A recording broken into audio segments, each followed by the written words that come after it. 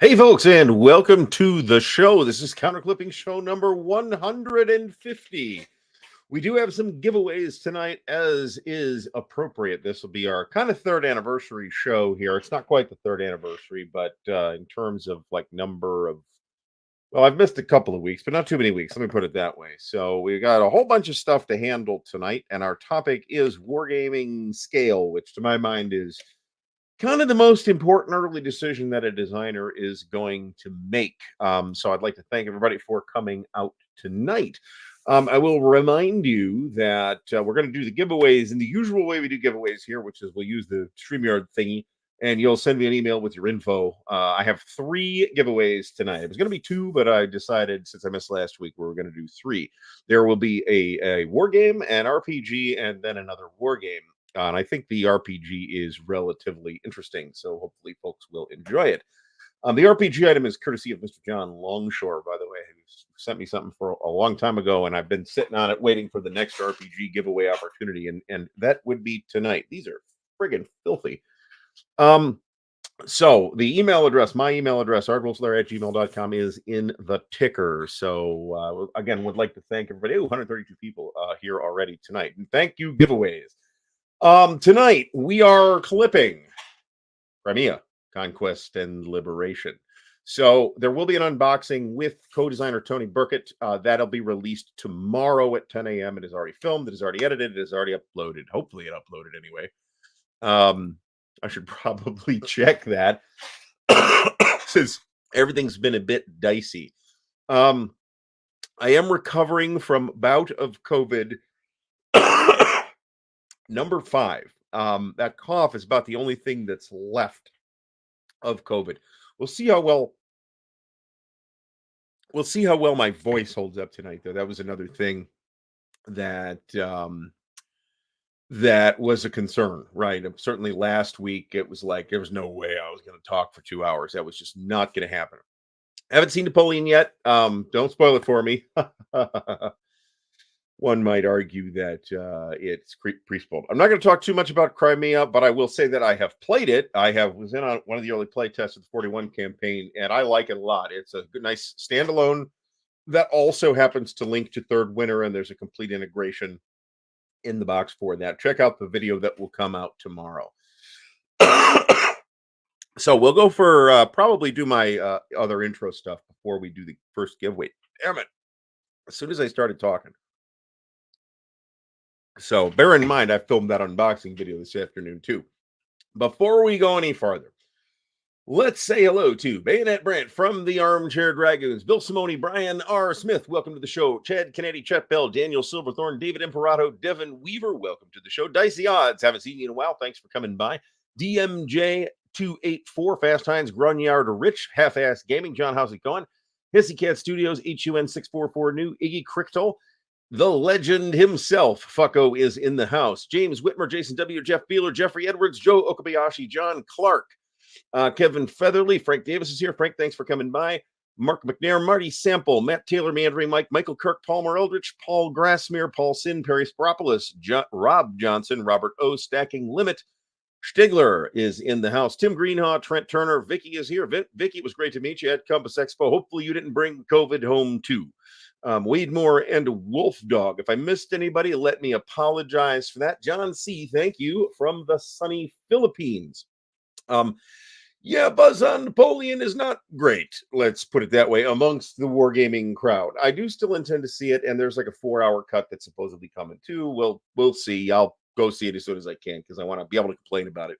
Having seen it right now, there's nothing for me to complain about. I mean, I figure I can get at least $10 for the cost of the ticket worth of content out of seeing it to complain about it. Mark Herman is here. Mark, thanks for stopping by. So we are going to talk about all kinds of stuff. Thanks, John, for the support as well. I'll remind folks that Super Chats and Super Stickers are on. It is a great way to get your comment highlighted so that I won't miss it. I might not get to it instantly, but I will get to it and I will respond to it. Can't promise a satisfactory response, but I will certainly respond to it. Crimea, as of like when I checked, which was like, I don't know, an hour ago, by the way, is still available at the pre-order price. That will go away no later than tomorrow, I believe. So if you do want it and want to pay less money, because why wouldn't you? Now is the time. And like I said, I liked it a lot. It's an interesting The 41 to 42 campaign is interesting in its own right, and then the Reconquest of the Crimea is also in the box. And you can just blop it on to the end of the southern end of Third Winter if you want to, which changes Third Winter really because you don't have that map. Tony talks about this in the video. I am also looking forward to Rebel Fury, which I have pre-ordered. We'll talk about the GMT pre-order situation in a bit. So Vicky, I am glad that not everybody got COVID, right? That's great. I'm going to begin referring to it as the COVID Expo since I have for 2 consecutive years brought COVID home with me. So I do have, a couple of those conditions that are supposed to make it problematic for getting COVID. And fortunately, I haven't been deathly ill either time, but it still sucks and I'd rather not. So petulant oaf. Yeah. I don't know if it's going to stream somewhere. I'm going to begin referring to it as a Ridley Scott's made for TV film Napoleon since Apple TV paid for it. But anyway. All right. A lot of good stuff coming. Mark liked Napoleon. I think this is a completely reasonable opinion. Remember that a Gladiator was great. As history, it is not great. As an entertainment, it was fantastic. So, if I can like Ridley Scott's Napoleon on that level, then I will be satisfied, but my expectations going in will be low, very, very low. Super chats and super stickers are on. I've said that already. There are ways to support the channel that are linked in the video description. The Patreon is the best place to do that. So if anybody would like to help support the channel and support what we do here at Ardwulf's Lair, it is greatly appreciated by me. If it's not a good looking movie, then that will be an enormous disappointment. So anyway, Jeff Beeler says that Yukon had some COVID cases as a result as well. That's not a huge shock, but it's not like this is the only convention I go to, right? I go to 4, 5, 6 conventions a year and only brought COVID home from this one twice. And that's after having contracted it not that long ago, right? So anyway, John C has lots and lots of bad things to say about Napoleon. I'm not sure I'm going to organize this. This is probably going in 3D printed counter trays. So I got to talk about that because the 3D printer is not working right. I'm not sure what the hell is wrong with it. It is stopping in mid-print in a lot of cases. And I'm not sure if there's like a slicing problem, but I don't think it's a slicing problem. I think it's a thermistor problem. The thermistor is the device in the hot end that controls the temperature, controls and regulates the temperature. I have a new one on order. I have not been able to prototype Dick for like really since Compass Expo. I've managed to get some of the smaller traveler ship pieces. I'll have a video about that at some point. We will in fact be talking about this. This is not the whole story, but we'll see. Okay, so tonight's topic is Wargame scale, but before we get to that, I am going to mention a couple of things. We have a GMT update to go through here, so that's going to be the first thing that we go through. And we'll talk about the GMT counter sheet thing along with that because it's germane to that topic. But two housekeeping announcements. One is, well, I guess three, but I've already made one, which is that there will be an unscheduled, well, not really unscheduled, but you know what I'm saying. There will be a special Tuesday, a designer unboxing tomorrow of OCS Crimea. Number two is that Meandering Mike's channel. Meandering Mike is doing a giveaway, so check out Mike's channel, and I think it's running for another couple of days. So check that in. I mean scale as in size type, but not in terms of size of the game, in terms of footprint, but in terms of how do the various scales, the map scale, the unit scale, and the time scale interact. Clark Commander 1983. Mark, thanks for coming by. Hope you're feeling better today.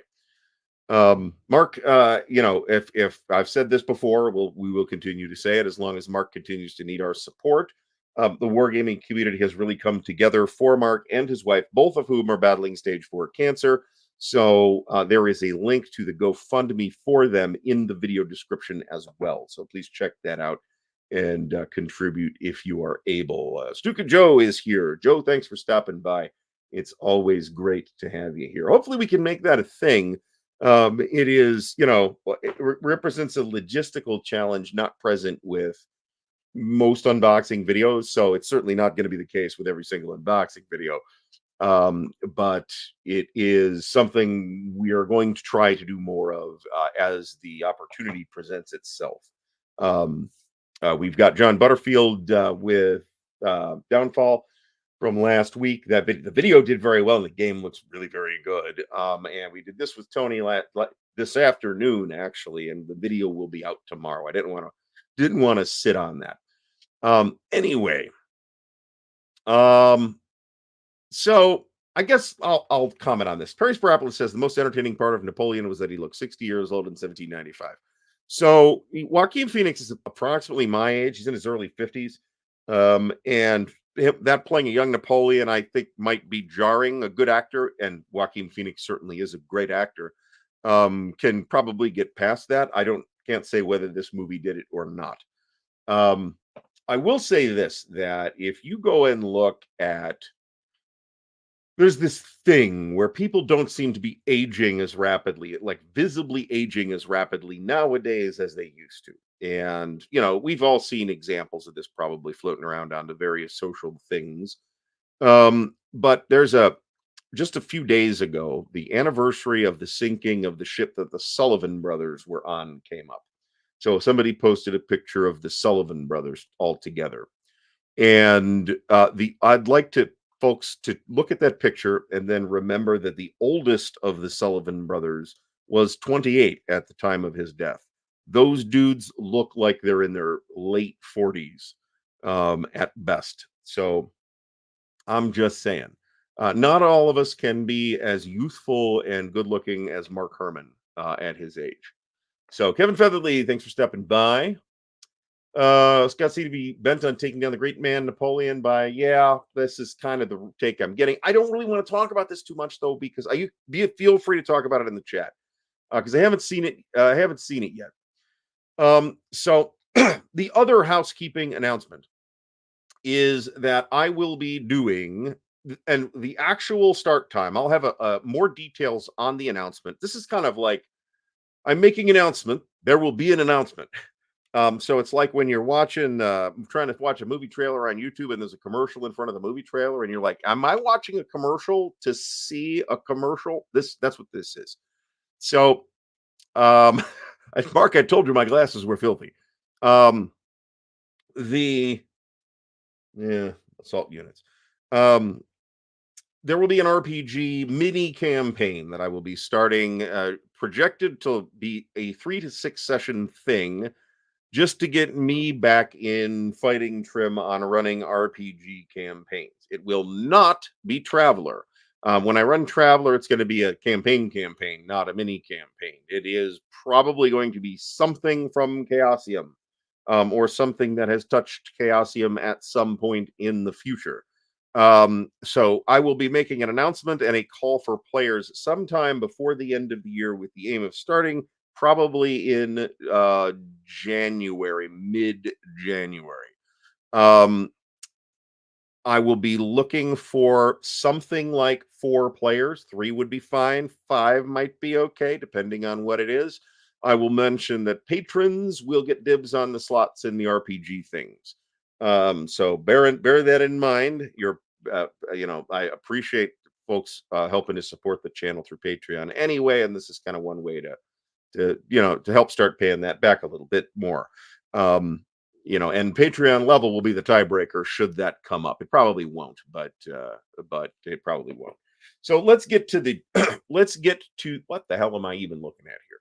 Let's get to the GMT update while I can still talk. If there were coughing fits, by the way, I'm probably 95%. I feel fine at this point, probably still a little fatigued. But the 2 things that are still hanging around from the COVID are my voice is not quite where it should be, and there's still some residual coughing. So other than that, everything is just groovy. All right, so as usual, if you want to read the whole thing and see the words from Gene and all that stuff, go read it. That's on the GMT webpage, gmtgames.com. I will be talking about the highlights and buzzing through everything else. So first, Scotch. We are drinking Balvenie 12 Doublewood, an outstanding Scotch. This is a surprisingly great idea. Maybe not 1920s. Remember that there's some interesting periods in the history of Cleveland, other than the river catching on fire. There's the time when Elliot Ness was safety director. That'd be kind of neat to have a setting for Call of Cthulhu. It would be kind of cool to create a mythos justification for the Torso murders. So I can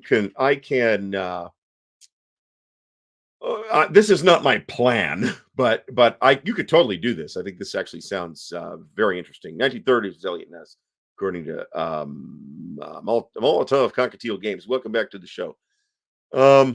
John Stanley is here as well. Advanced Squad Leader Academy is here. Thank you so much for stopping by. The Scotch might help, or it might help me just ignore the pain. Anyway, GMT update. All right, Thanksgiving message from Gene here. They talk a little bit about SD HistCon, which just passed not too long ago. I don't know where these boats are, but it's pretty. It's just somewhere in San Diego, presumably. Here's a picture with Gene and some other people that I don't recognize playing something that I don't recognize. Space 4X game. Designer Sam London of his upcoming Space 4X game. Oh, well, that's cool. Oh, wait. Is that... Yeah, that's... this is Just a Guard up in the corner here. He's the youngster. But Space 4X game is like, okay, yeah, I'll check that out. Anyway, here's Jason Matthews along with Matthias Kramer, looks like. Yeah, okay. Here's Grant and Alexander from the Players Aid. This is Alexander's real hair. I don't know if you guys know that in their videos, he's usually wearing a wig. Jason W. is in that photo as well. This is Candace. Looks like they are playing an enlarged version of Liberty or Death, which is a just marvelous board by Terry Leeds. I've never seen anything that Terry Leeds has done that isn't phenomenal looking. Holy cow, there's 175 people here already. Thank you for stopping by. Super chats and super stickers are on. If you want to get your comment highlighted, that is a great way to do it. Mark is also drinking the Balvenie 12. Yes, this is great. The bottle's almost empty. We might be killing it tonight. It depends how much I can drink. So here are final covers for Banish All Their Fears, Norman Conquest, Tanto Monte, and the Plum Island Horror. Banish All Their Fears is an interesting looking cover. It looks sort of classic Wargame, but not classic GMT. I like it. I have not pre-ordered that. I probably should, but I haven't pre-ordered it at this time. Things are tight, so I did not do so. Norman Conquest, this cover looks great. If I have a complaint about that cover, it is that the title on the box seems small, at least in this picture. Tanto Monte, this cover's been around for a while. And Plum Island Horror, I think that cover's been around for a while too. All right, there was the fall sale not too long ago. I bought literally 4 empty boxes, and that was it. So thank you for sending me the boxes. Turnaround time on that was pretty fast. I did not jump on it instantly. There were a couple other things that I looked at, but to be honest, I'm in a place, a sort of enviable place with GMT, where I have kind of everything from them. I've spilled some counter crumbs all over myself. I kind of have everything from them that I want that's out. Car Commander 1983, Mark, thanks so much for the support. It's much appreciated. That is unnecessary from you, but it is appreciated. So thank you. I got charged for Norman Conquests today. So Banish All the Fears looks promising, though. All right, so here's Hannibal's Revenge. I don't know too much about this, but it's about Hannibal's second game in the Card Conquest series. Here's what I take. Mark will tell me if this is wrong. This looks like the final cover for Rebel Fury. That didn't take me to the final cover for Rebel Fury, but it's a good-looking cover, and it's an extremely promising-looking game. This notice is basically saying it comes with paper maps and not mounted maps, because mounted maps would be crazy.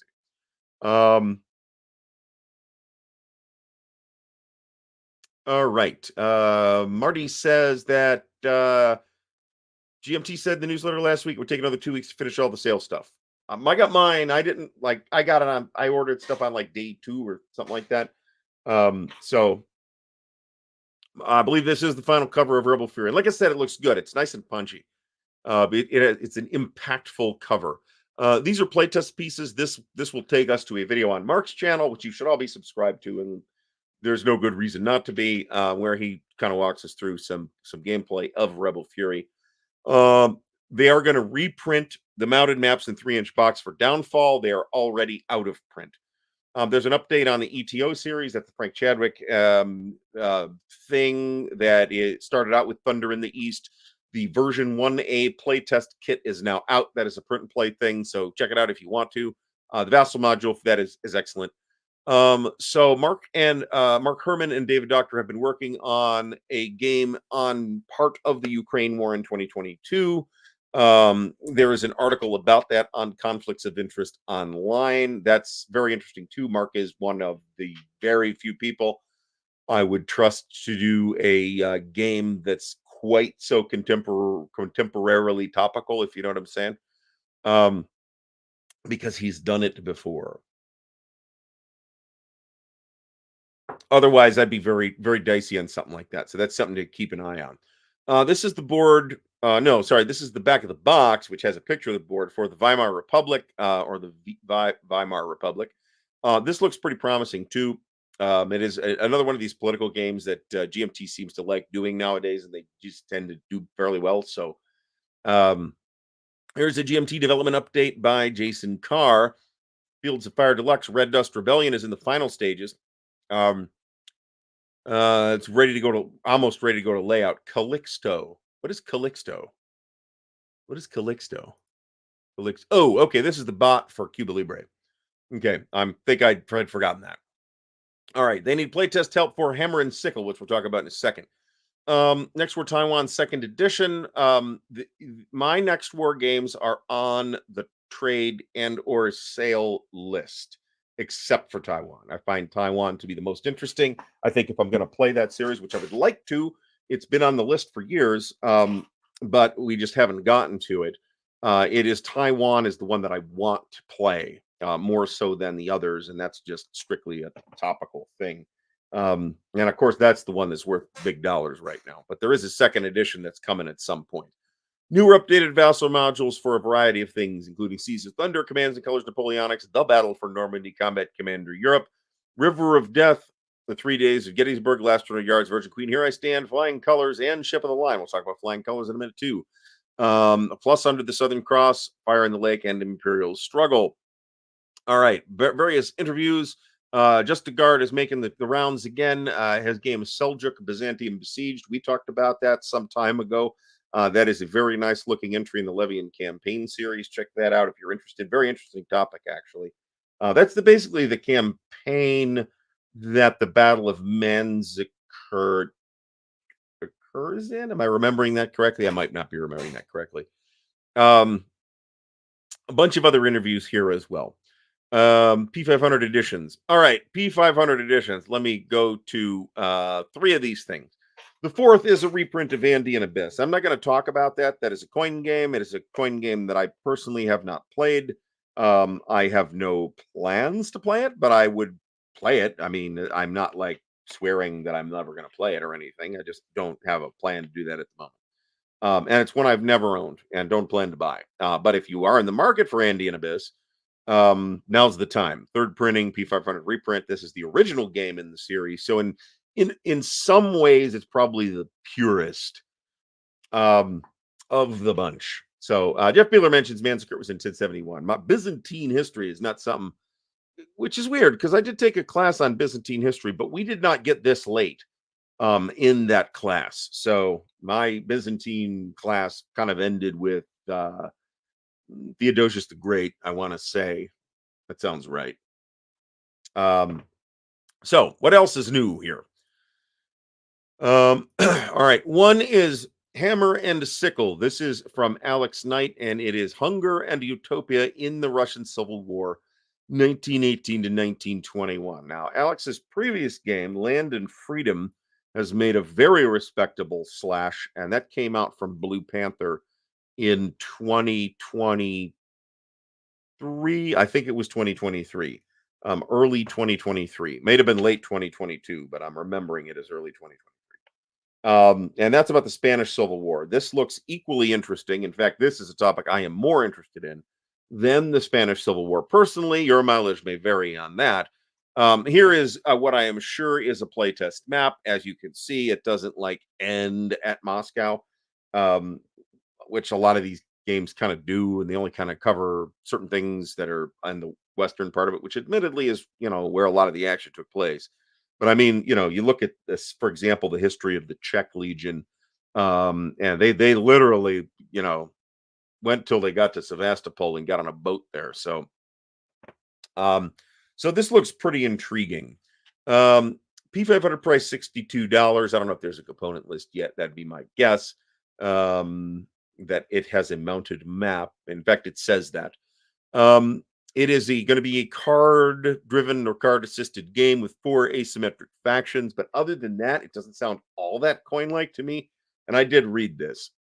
Next up is, this is the one that they were teasing a while ago as another game that was well-liked and is getting a deluxe GMT edition.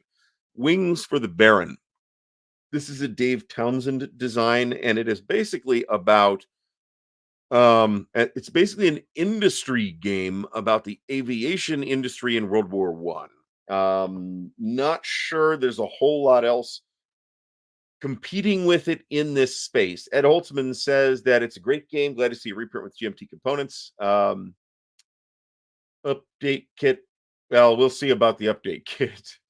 We'll talk about that business in a minute.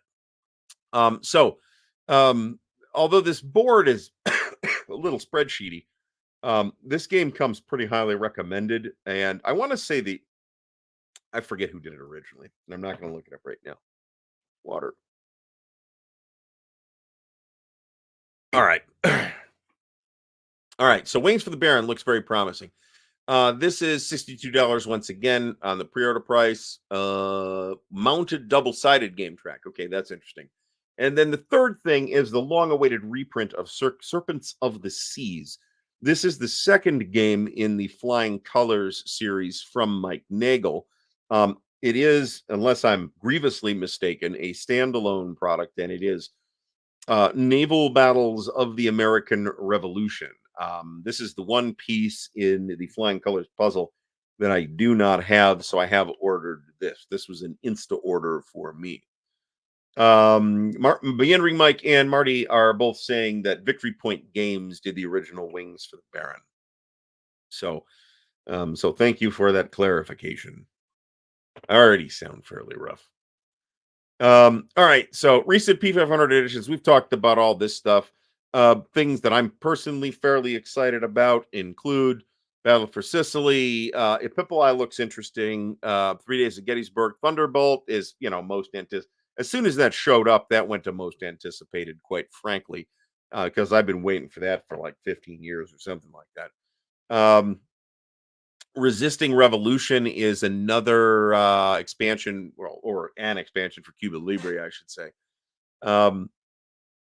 So we've already talked about these, and they're reprinting the Downfall Mountain maps. If I didn't say that, I think I did.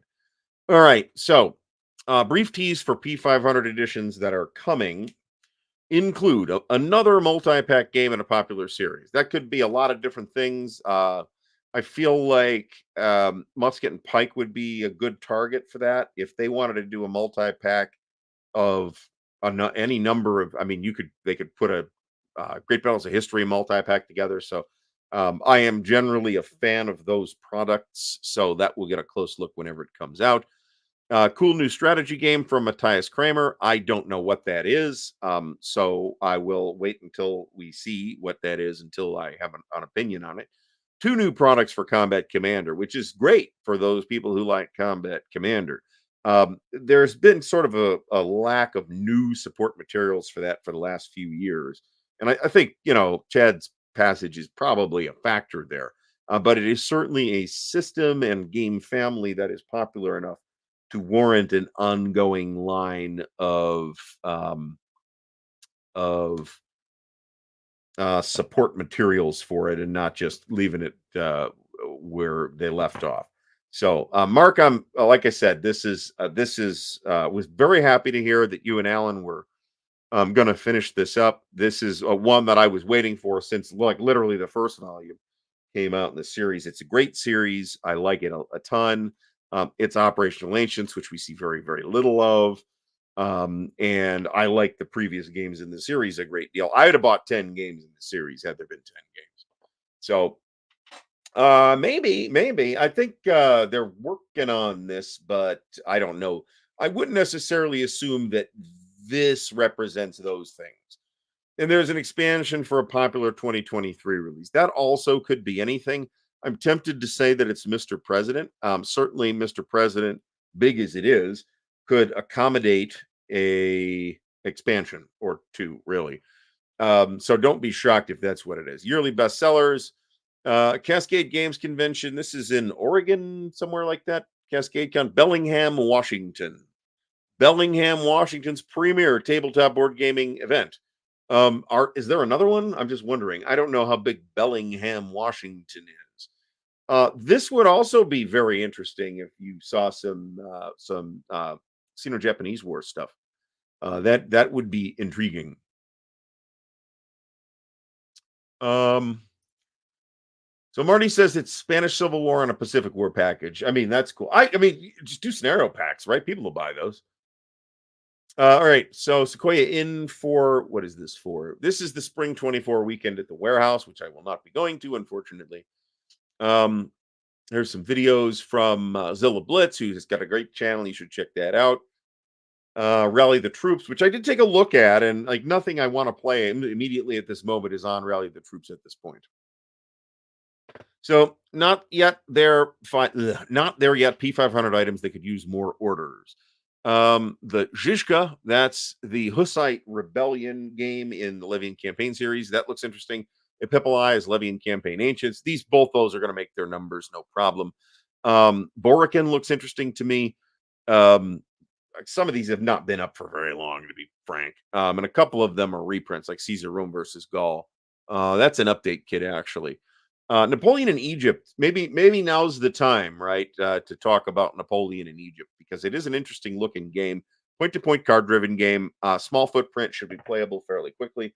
It is actually a fairly interesting campaign, which I didn't realize until I started listening to a podcast about it. That was the Napoleonic Wars podcast. Pretty sure that's where I listened to that. It's actually pretty interesting. So I think this is worth a look. Here's Grant and Alexander playing some stuff. Let's see what else we got. All right, charging and shipping. Here's where we start to talk about the things to complain about. So, finished shipping CNC Napoleonics Expansion 5 reprint, CNC Samurai Battles reprint, Prime Minister. People now have that in their greasy little hands. And the last 100 yards, the Russian front. Same deal with that. This batch of games, this following batch of things should charge on like today, November 27th, and start shipping about a week later. This is the 2023 replacement counter sheet. Banish All Their Fears, Norman Conquests, which is the new Men of Iron game. Very excited about that. Tanto Manta and the Plum Island Horror. Now, there's been an issue with the 2023 replacement counter sheet because this was promised that it was going to be $3, and which is a great price for a counter sheet. And that shipping would be covered by that $3 or whatever it was for people that aren't in the US, $9 or $12 or whatever it was.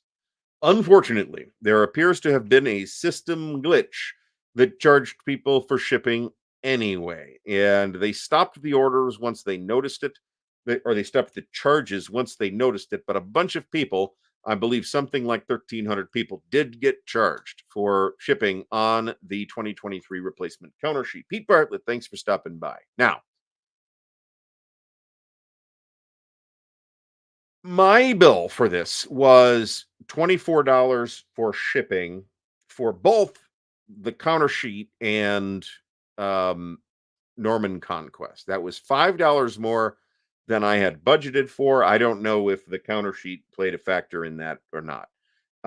Apparently, because the weight of the replacement counter sheet was set to 0 pounds, their system had a problem with that and choked on it and charged a default flat shipping fee.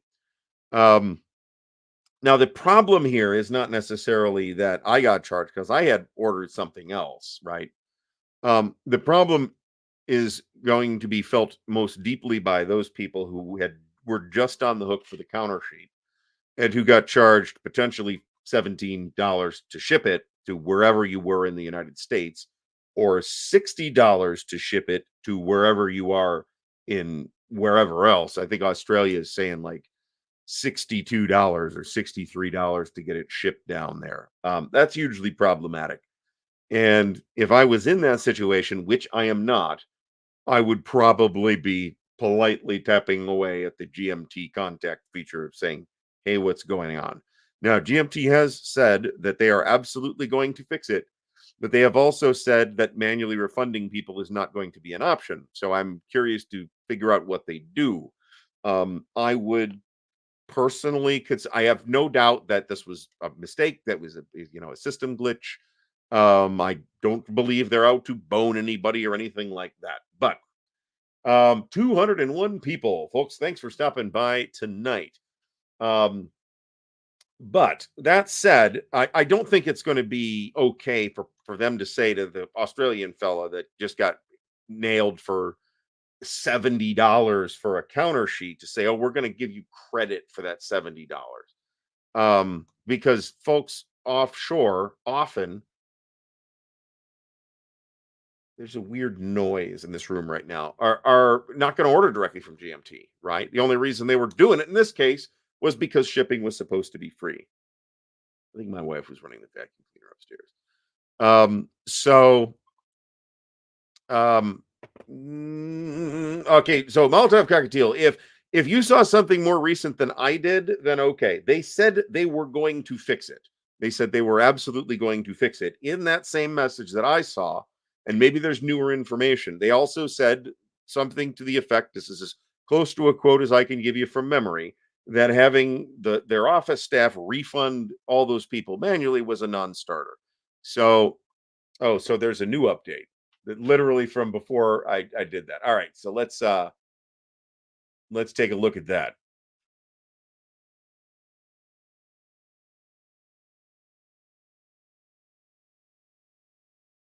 I'm not seeing a new update. Latest update from GMT.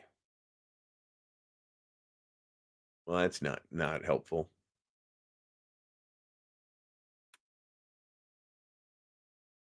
No, $21 to the other side of the country or $24 in my case. That's not for a game and a counter sheet. That's not necessarily problematic at all, considering that I always specify UPS because UPS reliably gets my packages from GMT to me in one piece. The post office does not.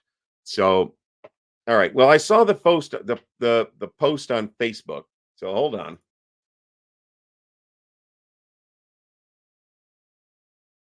If I'm going to give you the news, I'd like it to be the latest news, right? Oh, great.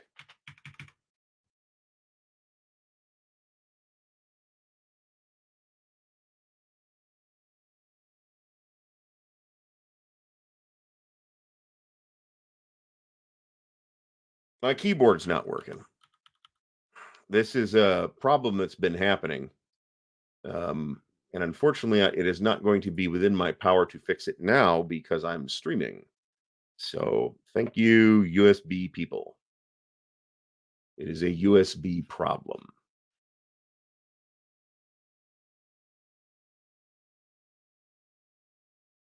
So I can't type in GMT. I got to sit here and try and scroll for it, which sucks. Um, all right, hold on a second here. I hate to do this. This is bad content, folks. Bad content.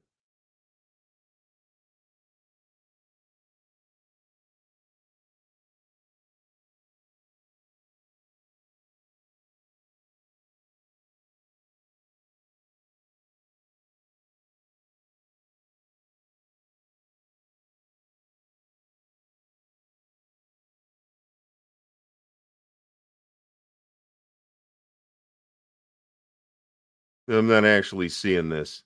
Well, I don't necessarily blame them for not doing this, meandering Mike, because they process orders all the time and it's not a problem, right? But that said, it sounds like it was unanticipated. They could just have easily said the counter sheet was 1 ounce, but cover shipping or whatever. So,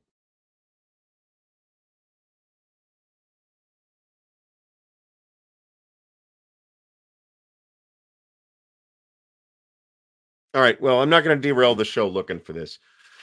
So, as far as I'm concerned, it's on GMT to fix it. If they have said yes, we're just going to refund everybody, cool. That's the right thing to do. Yeah, and I mean, I don't necessarily expect free shipping. So, yes, I could turn the computer off and turn it back on again. That would work. But unfortunately, I'm in the middle of a stream right now, and the mouse works. I only need the mouse normally. Um, so in any case, um, so I will cut them some slack until they shouldn't be cutting any slack anymore. I'm not sure I'm getting a refund anyway, because like I said, that $24, while it's a little high, that price is not necessarily under GMT's control either. So if they're paying $24 to ship it, that's what it costs, whatever. And I'm getting a game with it, right? So I'm prepared to assume that that's why. So yes, please do thumbs up the video, subscribe to the channel, and all that. All right, so back to this. So that's going to be a problem that they're going to have to deal with. And that's probably going to slow them down finishing up the sales orders and doing the other stuff as well. So, other than the stuff that we have already talked about, at the printer. Okay, so at sea, charging and shipping, first or second week of January. Commands and Colors Medieval, second printing. Commands and Colors Napoleonics, expansion 6, Epic Napoleonics. I will obviously be getting that.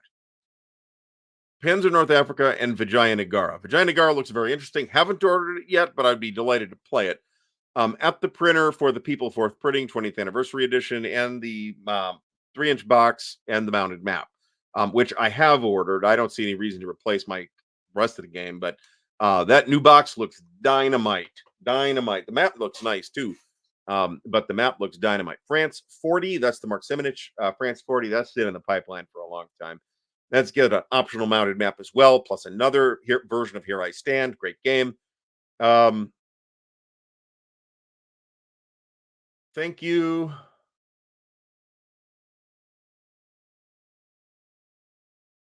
Thank you for that, Bill.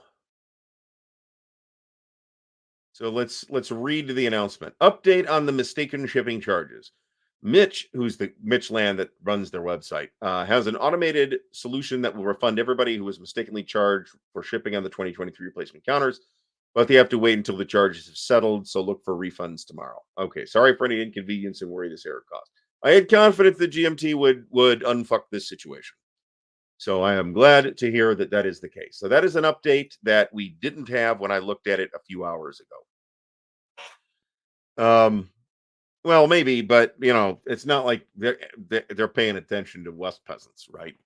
So, all right. So, also at the printer, no ship date yet. Rebel Fury and third printing of Washington's War. I'm unaware of any reason for me to buy another version of Washington's War. I mean, I don't know that I'd need to upgrade my current edition of Washington's War. Let me put it that way. Going to the printer late this month, early next month, is a Guest of Robin Hood. That's Fred Serval's game. It looks fun. In final art and proofing. New stuff in that pipeline. In that stage of the pipeline, I should say. Space Empire's fifth printing, Space Empire's Close Encounters and Replicators. Those are the two expansions. And the third printing of Talon, which is something, it was an independent game, but which can in principle be combined with Space Empires. I don't think I would do that, but you can. The rest of that stuff has not changed. In the art department, new to the art department is the Clash of Sovereigns update kit. The response to Clash of Sovereigns seems to have been largely negative. Now, I didn't buy it. I don't have an opinion on it. I will say that I think it's the same designer as Prussia's Glory, which look interesting, but I haven't done anything on that. That said, Steve Dolges did some content on Prussia's Glory not too long ago. So Clash of Sovereigns is interesting topically, but I didn't bite on it, and we'll see what the update kit does for it. Nearing our department readiness, there are no new changes. So all these fine channels have done something to do with GMT this month. Here is the new box. I'm going to zoom out on this. The keyboard doesn't work. Piss. All right. Well, here's the new box for the People. It looks awesome. So what can I say? And here's the new map for the People by Terry Leeds. It looks great too. I mean, there's nothing wrong with the old map, but I do think that the names of the spaces are clearer on the new map than they are on the previous map. So, Phil Hatfield, thanks for stopping by. Holden Messerschmidt, thank you for stopping by. And when he plays Mr. President, he hears PBS's Jim Learer's narration. I don't think that Army Group North in the art department is new, though. I think that hit a couple of months ago. Because I would have mentioned it at the time. John Madison, thanks for stopping by. Do I sound super rough? Because I feel like I sound super rough. I'm really pleased with this cover. So I have everything in the 2-inch box due to counter storage witchcraft. So I don't really need the 3-inch box, but damn, if it looks like this, I'll take the 3-inch box. And the box and the map upgrade is all cool. So, and it's a fabulous game. Here's Commands and Colors Napoleonics Grand Battles. Here's some replicator cards for Space Empire's All Good Things, which is the last expansion. Here's the Battles of the American Revolution Tri-Pack, Monmouth, Germantown, and Newtown. It feels like Newtown just came out not that long ago, but I'm also old, so there's that. Here's Fields of Fire, the Parachute Regiment. Flying Colors Deluxe, Vassal Extension. All right, this is mostly Vassal news here. Stuff for Imperial Eagles, Order and Opportunity. This is by VPJ Arponen. This game is a contemporary power politics game. This also looks interesting to me. Solitaire Tac Ops, Ortona, by Non-Breaking Space. I don't know if this will be interesting or not. We'll see. To me, anyway. Other folks are free to draw their own conclusions. Here's some stuff on Prime Minister, which I also like the box for, and I also think the title is weirdly small, at least looking at it on screen. Maybe it looks better maybe it looks less small in person. Let me put it that way. I will say that has been the case with some GMT covers where you look at them on a computer and you're like, I don't know, and then you see them in person, you're like, okay, that looks fine. Daniel McCord, thank you so much for the support. It is much appreciated.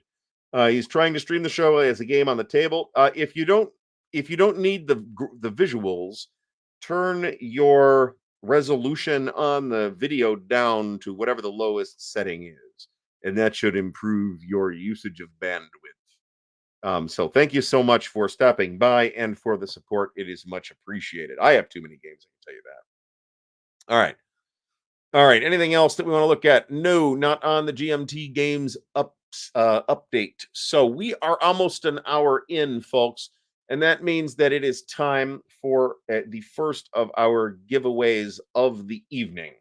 And the first giveaway is Sniper Kill Confirmed by Compass Games. This is a game by Jay Kirkpatrick. It's a game that a lot of people have expressed positive things for. It is a solitaire, or at least solitaire friendly game. The box back is upside down, which is an unforgivable crime. I will cover shipping on this if you are in the continental US. Well, anywhere in the US, I'll cover shipping on this because I could always do it flat rate if I need to. But if you are not in the US, then I will ask you to help me with shipping. Um, uh, uh, I'll talk about that in a second. So the code on the giveaway for Sniper Kill Confirmed is #sniper. Type in #sniper to get in on the giveaway for Sniper Kill Confirmed. This is a 2023 or 2022 release. This is 2021. It doesn't feel that old to me. But it's a sharp-looking game. So hopefully someone will enjoy it. So get those entries in. We do have 2 more giveaways.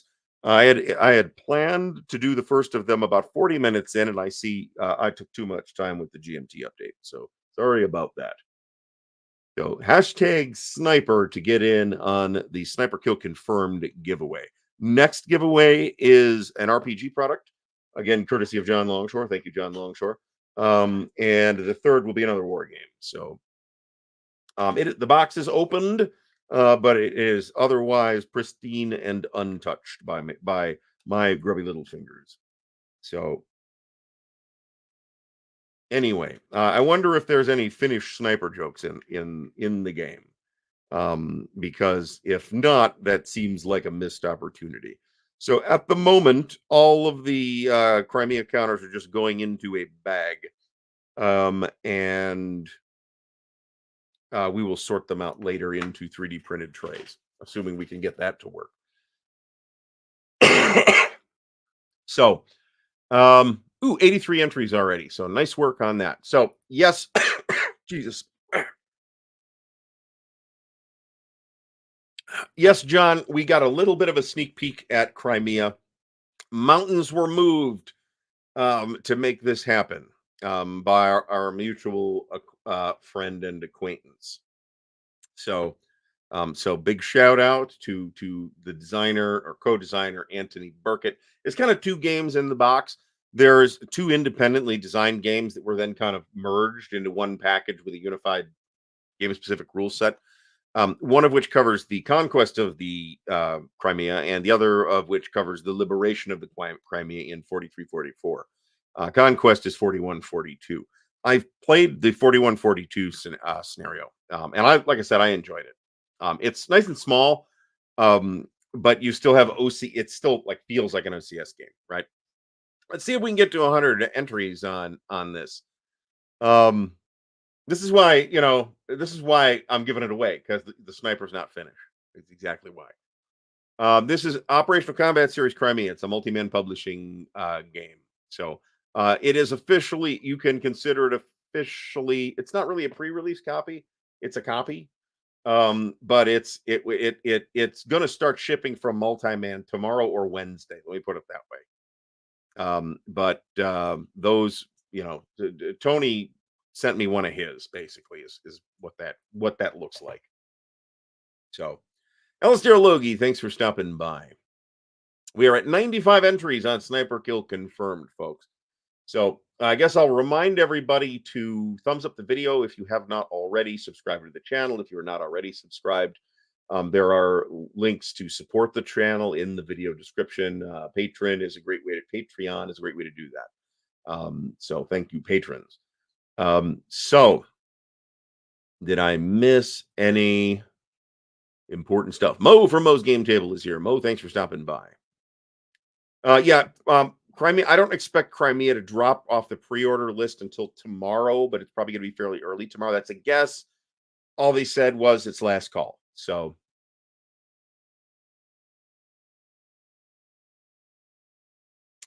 Bill Broadhurst, thanks for stopping by as well. So 100 entries. Okay, last call on the Sniper Kill Confirmed, folks.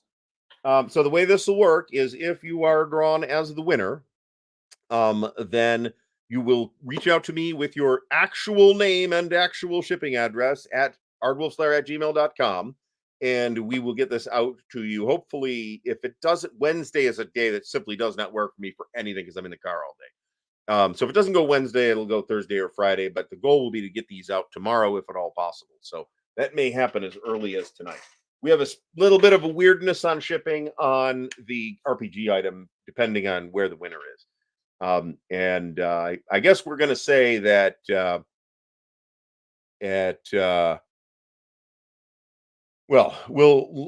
deal with that when we get to it. So, all right, folks, last call on Sniper Kill Confirmed. Hashtag Sniper to win Sniper Kill Confirmed. I'm going to give that about 30 more seconds.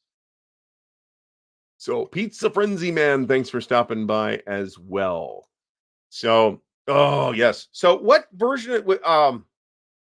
Alistair, was that a decision version of that quad or a Japanese version of that quad? Or because those counters did not look normal to me. So there you go. So yep, this is basically the news that Pete posted earlier. Shipping will begin maybe late Tuesday, but definitely Wednesday. So it is on its way out the door. So and MMP is pretty efficient these days at getting that stuff out the door, getting all the pre-orders out the door in a reasonably efficient time window. So, and I don't know if they're done. Okay, this is more information than I had before. Was to begin as soon as shipping of last weekend's sale items is done. So yeah, Tony took care of this one for me. So. Crimea, no. Well, so this is, it's both an add-on for Third Winter and therefore Ostfront, and also a standalone game that also covers that period in the Crimea, the liberation of the Crimea, and the conquest of the Crimea in 41-42. So, and it's watch the unboxing video that you will see with guest starring Tony Burkett tomorrow. All right, folks, we are hitting the button here. Let's see who the winner of Sniper Kill Confirmed from Compass Games turns out to be. The winner is Findle70. Findle70, congratulations. And I know that I don't have to send it to you in wherever other place on the planet. So, because I know where you, more or less where you are from. So send me your info and I will get it out to you. Or we can arrange a handoff if you like on Wednesday. That is a thing that could happen. So congratulations to Findle70. We'll do another giveaway in approximately 20 minutes because I do actually want to get to the actual topic tonight, right? So congrats to Findle70. So Wargaming scale, right? This is something that, I've kind of talked about a fair amount, and both on stream and on various things, and on in side conversations that have happened off the air. So I feel like this is like a really critical decision that one has to make. And somebody asked me if I was going to use this as an opportunity to bash Day of Days again, and I'm gonna Day of Days might come up, but I think actually the clearest example and counterexample that I can come up with where scale does not really work correctly in a war game is Europa, and that shouldn't surprise anybody who's heard me talk about that in the past either. You can actually combine this with Case Blue too. There's guidelines in there for combining it with Case Blue. Um, it does, but would you rather go buy a copy of Case Blue? That's, I guess, my question.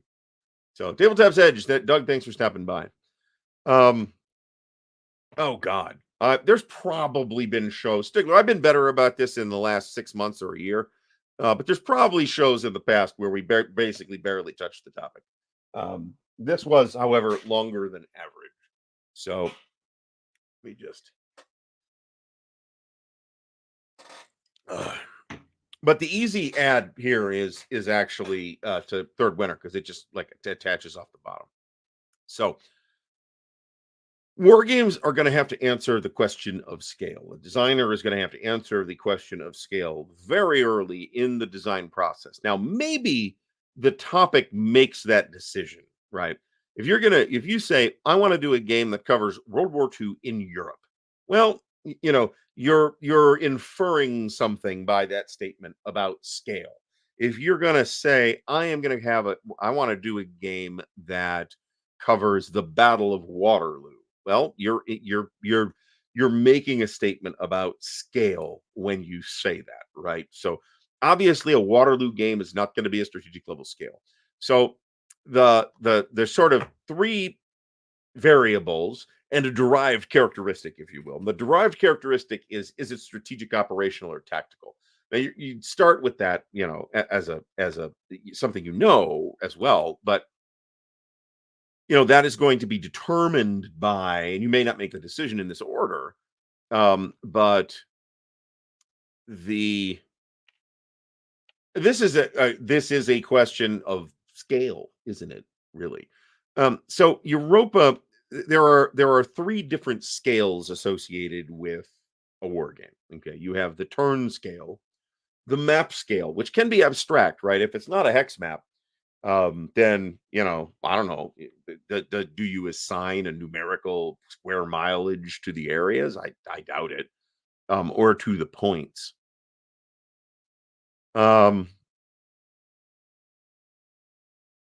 Mark, are we talking about Beyond Waterloo here?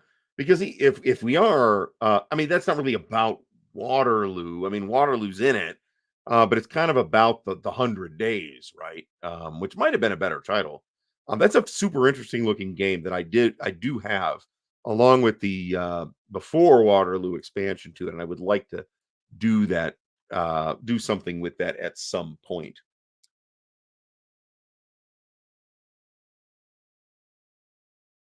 I don't actually believe this to be the case. I mean, certainly it's true sometimes. Often it's, I mean, yeah, to some extent. I mean, Mark's Waterloo game is called Waterloo, but it's really about the campaign.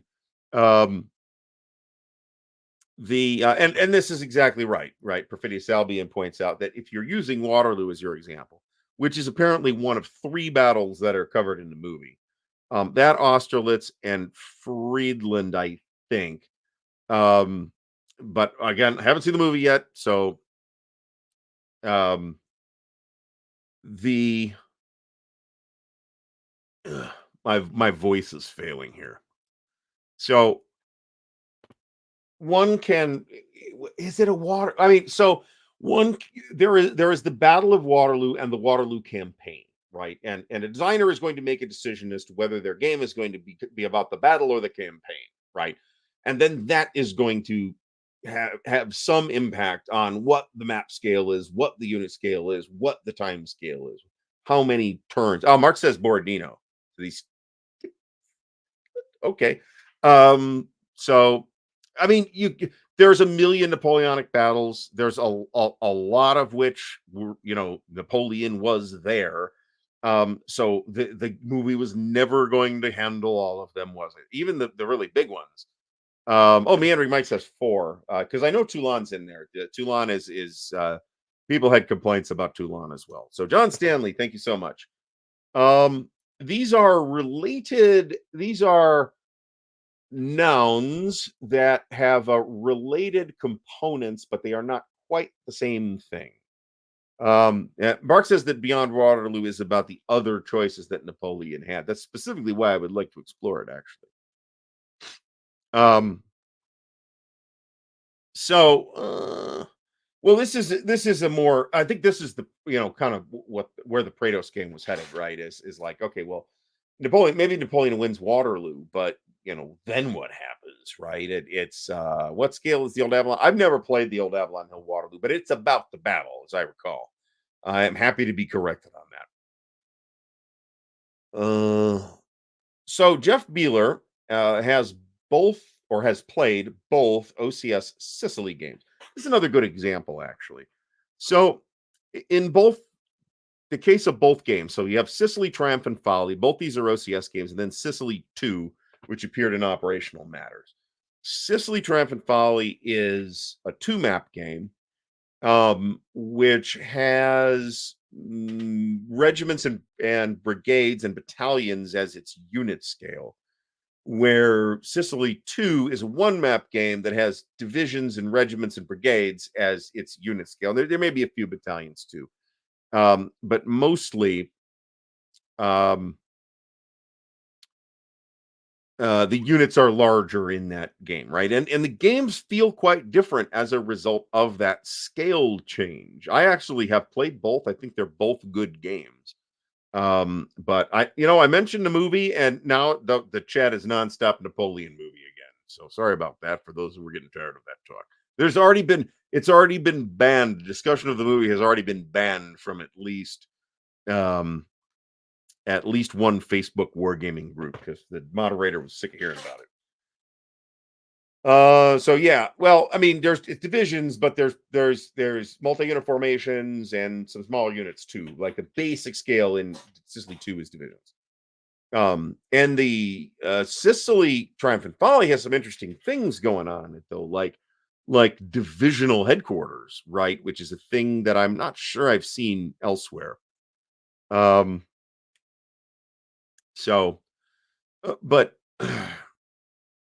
yeah, these are related too. Actually, this is the Civil War Brigade series, of which I now have 3 or 4 of them, I think, and the regimental sub series, of which I don't have any, but I do have the successor series Line of Battle.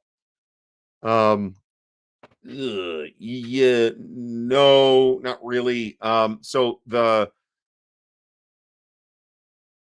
the consistent scale for OCS is 5 miles per hex. Okay, and I'll get back to why this makes Europa look bad in a minute.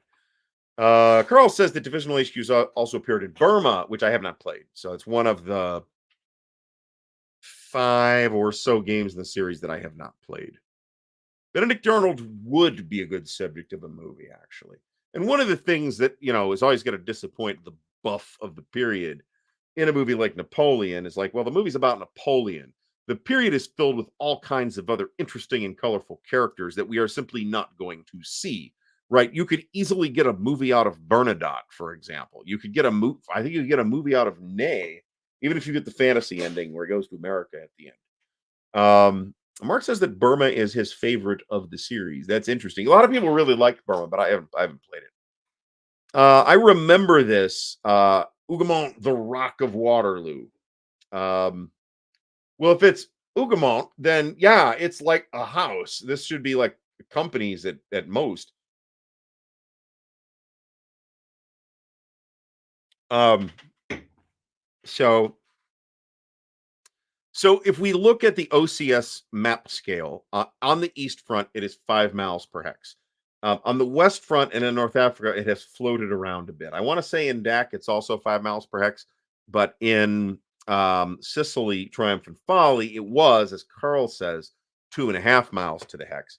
And after Triumph and Folly, when they started doing other Europe games in the Western theater, they decided that the Western map scale was going to be 3.5 miles to the hex. So the I was John. I was there yesterday. I left a bit disappointed, actually. Um, but not that's not why. I did not need a copy of Burma. They had a Hube's Pocket too, Huba's Pocket. They had some other stuff. They had some interesting things. They have more SPI flats than you'd think they do because a bunch of them were buried. I dug into that. I went in with some stuff to trade in and walked out disappointed at the way they handle trade-ins. Let me put it that way. And you don't get store credit, you get a store discount, up to half off of your purchases up to however much credit they gave you, which I'm not crazy about. Reluctant Enemies is another weird one. I'm not sure which scale it's at, but it's another weird one. It's really small. And the sort of operational decisions, it's like the routes through the map are relatively limited, which is often not the case, or at least it's not always quite as mandatory as it is in that particular game. Let me put it that way. But it will teach you something about how to extend supply and things like that in OCS. So, no, it's totally insane. It's absolutely batshit. Yeah, this is a good point. Blitzkrieg Legends 3 Mouse with Hex. This is a terrific game, actually. Of the OCS West Front games, which I guess there's only two at the moment. I think I guess I'm not counting Sicily, either Sicily in this, but um between this and Beyond the Rhine, I think Blitzkrieg Legend is a dynamite game. Beyond the Rhine's got a lot of issues in my well, it doesn't have it has fewer issues than I and some other people have tried to have made it sound like, but it's got issues. So this is interesting. One of the interesting things about Civil War Brigade series, though, is I mean, how many more battles would you want to do? You could start redoing the ones that they had done before, and they did that themselves at least once. But um, the uh, how many more battles could they do? They already did a lot of battles that you just don't see in other games, like Malvern Hill, even Champion Hill hasn't been done very often. Malvern Hill, as I recall, is the one where there's a battle between Robert E. Lee and George McClellan, and McClellan won. So that's an interesting thing right there. So I don't know if they ran out, but I mean, it was slim pickings after they'd done all the really well-known battles, and I would imagine that sales were taping off because it's not like, hey, we're doing South Anna River, and while that is an interesting battle for the real Civil War aficionado, nobody's heard of that battle, so it's hard to sell that battle. You know what I'm saying? Same problem, by the way, with To Take Washington, because um, just relatively few people know about Monocacy Junction and Fort Stevens. It's just hard to sell, and then the subsequent long delay between that and the next game in the series has really taken a lot of gas out of that series, in my opinion. It's a good series. So, all right. Um.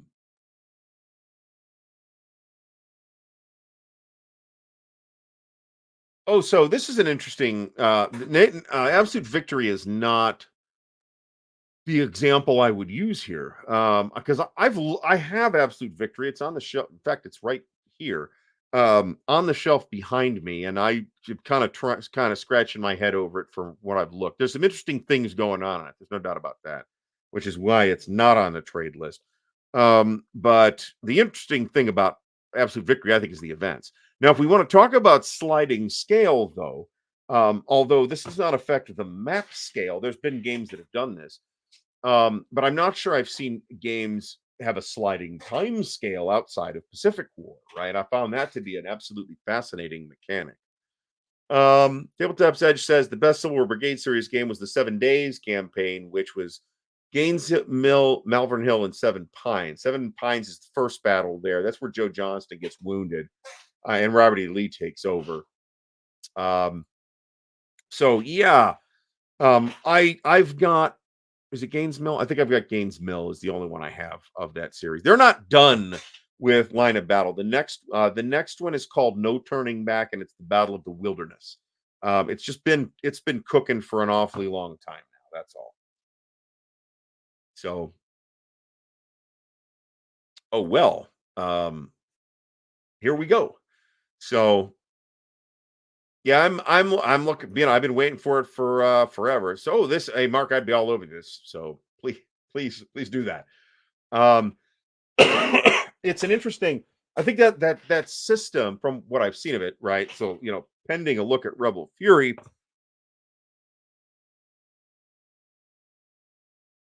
and whatever refinements it has to offer over the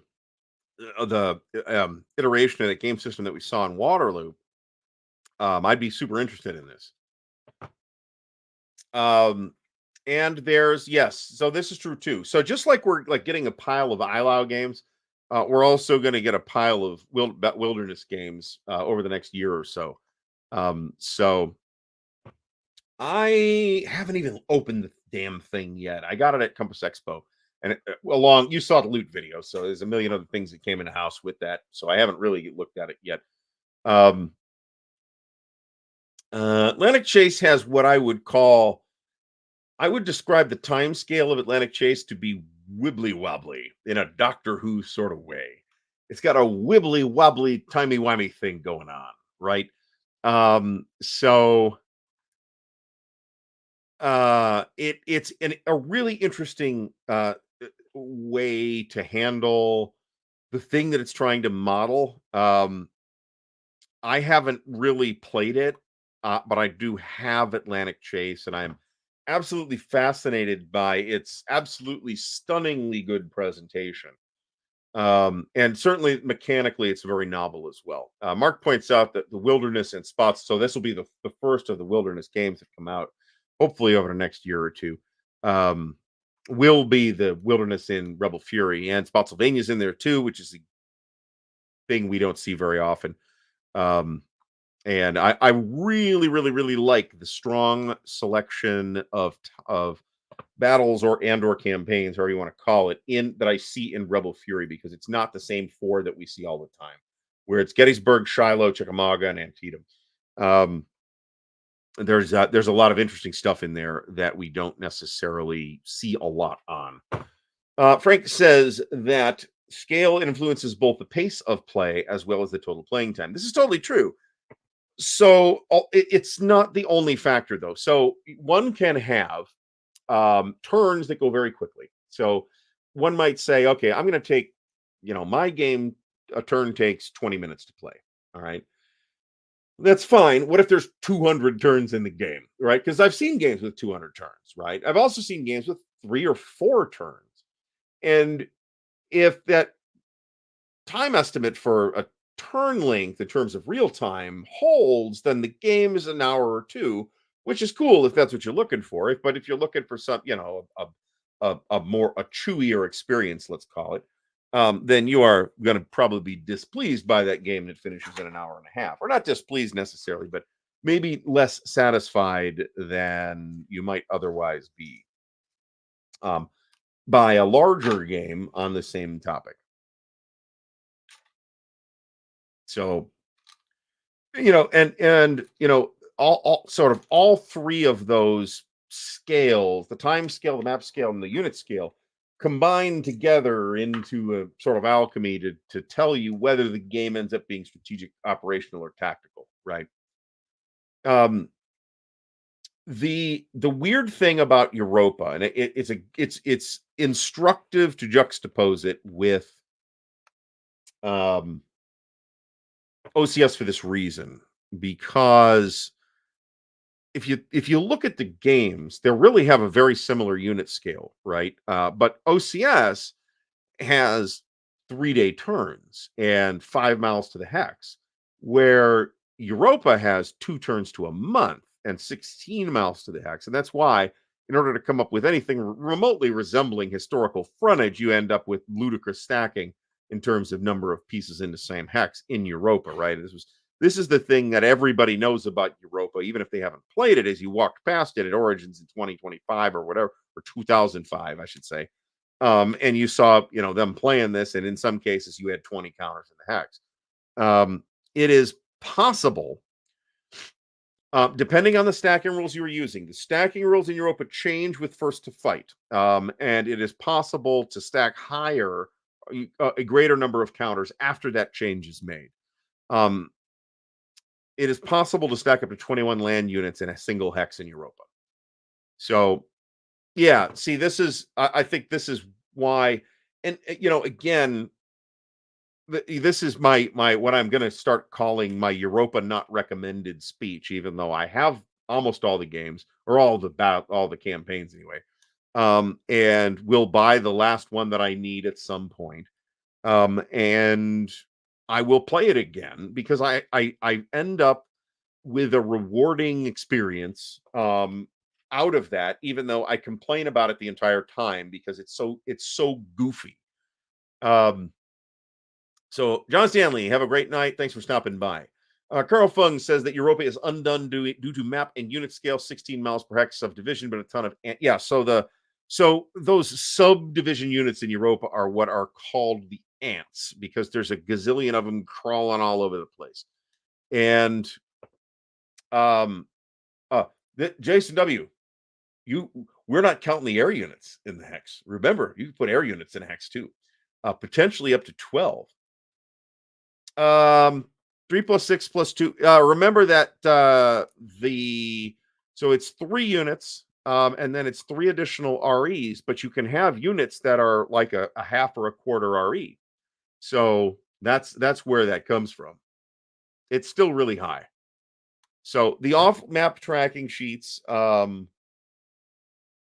yes, and this does help, but in something big like Second Front, you don't have enough of them. You don't have enough core markers. Maybe I'm misremembering the exact number on 21, but I worked it out how you could absolutely maximize what is the maximum number of ground units you could have in a hex, and the number I remember is 21 at least. Biggest ASL battle folks have done for most folks, unless you've found some unfortunate fucker that has played one of those ludicrous critical hit things.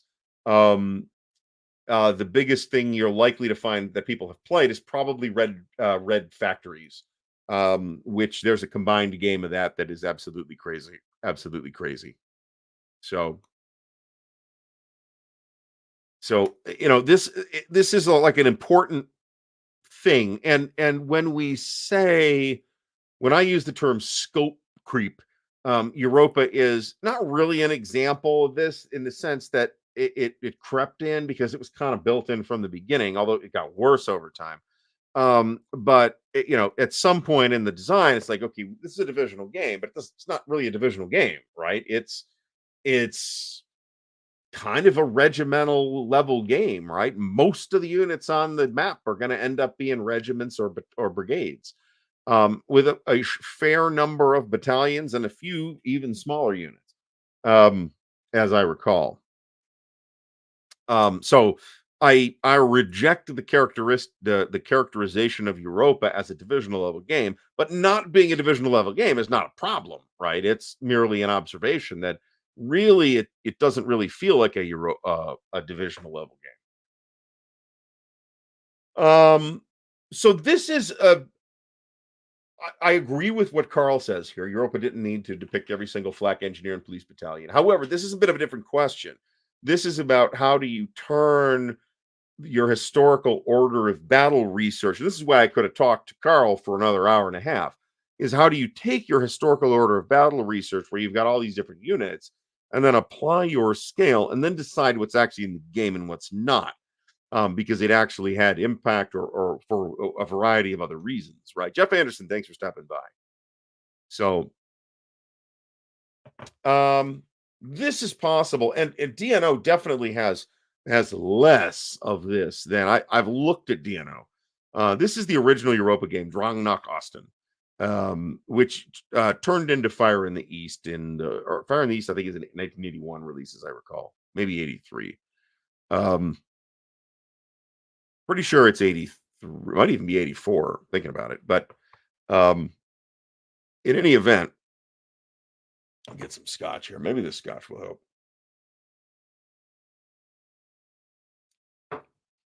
Ah, good scotch though. So we're good. Yeah, he's just going in 2 big bags right now, and I'll sort it out later. Um, Yeah, one of the charms of Europa, right, is also its scale. I think there's no denying that. Even though the scale of it causes the system to undergo the most stress of all of its various features, especially in the air game. Um, and certainly that's true to different extents depending on what game you're playing.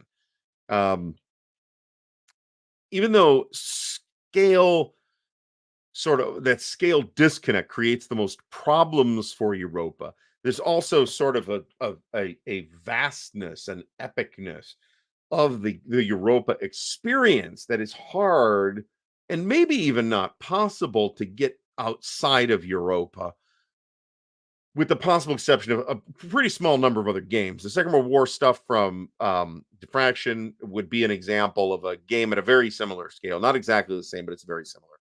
Um, maybe War in the East, although War in the East is 20 miles per hex. Um, yeah, and therefore War in Europe is 20 miles to the hex. But I mean, there's not very many games that give you that kind of pack that kind of wallop, that sort of epic feel. I mean, you're playing a monster game, but you can play a monster game about Sicily, right? Sicily Triumph and Folly is a monster game about Sicily. And people that know what they're doing can play through it relatively quickly, but it's not a fast game. You're not going to finish it in a weekend, I don't think. Um, you don't have to micromanage, at least the first one. You don't really have to do this where you're like reassigning division or regimental assets to other units. You don't have to do that. There's Death Ride Sicily too, but Death Ride Sicily, or where there's Death Ride Kursk anyway. I don't know if there's Death Ride Sicily or not. I don't think so.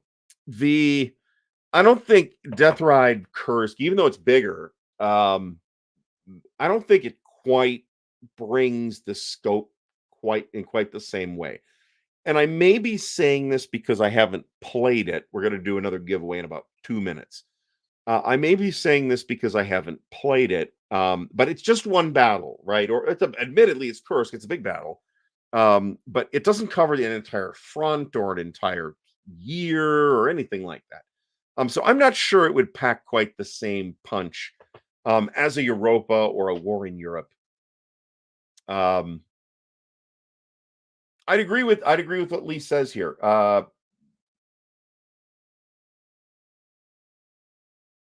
Yeah, yeah, early 43. I mean, in Torch, it starts to get bad in Torch. Of the published stuff I've played, is where it begins to become overwhelming pain in the ass.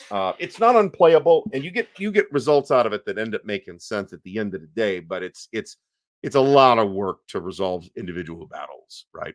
This has not been the bag on Europa episode either, but it's kind of turned into that. So let's take a break from the said bagging and do another giveaway. What we have to give away next is the RPG product of the night, and this is the Call of Cthulhu starter set. Now, this is my open copy. You will be receiving a new in the shrink wrap copy. This is the one with the funky shipping conditions. So if you win this and you are in a place that Chaosia will ship to, because they have shipping locations in Canada, the UK, and Australia, then I will ship it directly from Chaosium. I just tell Chaosium to ship this person a new copy, and I will cover shipping. If you're somewhere else, you might have to help out on shipping. In that case, however, if I end up doing that, then I have a second copy of this that was generously contributed by John Longshore. Um, and I will be doing another giveaway of it at some point if that turns out to be the case.